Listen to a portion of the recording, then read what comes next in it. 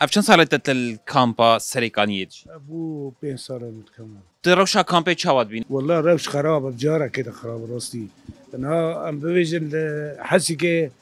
حرارات شل الجامع بينجي وكهربتنا كهربت بشاف ساعات دب ساعات كي برد ما بشاف ام كشو كده كهربي بروتنا ساعات هواتي وشقط كده ساعات تاني فقط ساعات ينزهات دونزش قطبو كهرباء مثلا كهرباء صفر بجارة كده وكيجي روش آفتنا آفتنا أنا لسه جامعي هر شهر دبيجن شهر هفته كنا بينجا بدون دانية جم جوهري نفس الشيء وآواجن هذا خارن يعني ملات إجباري فات خيابه مثلا بهاوي صفر بجارة كذا دوی گرماهانی ده نخوشی چنابن نخوشی ماشي بر يوم از جيراني خرات كم يومي ها فوق سومه شاب ويبانا من كذا زمان مسافة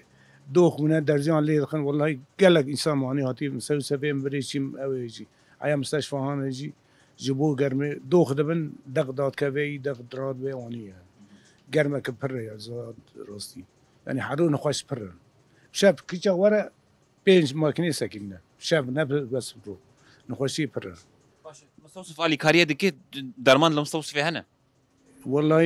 مجي برسي مقو درمان قو امكاني كل جمع هي ابدا وما بيجي يقول ده از نكون منظم بكم يعني تجي يقول جمع حاضر ددن يعني درجان جل ملات خن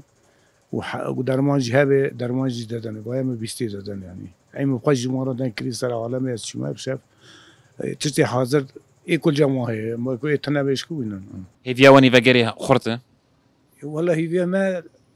فقر وي هبه امدي بس كيشابي ام بين نظام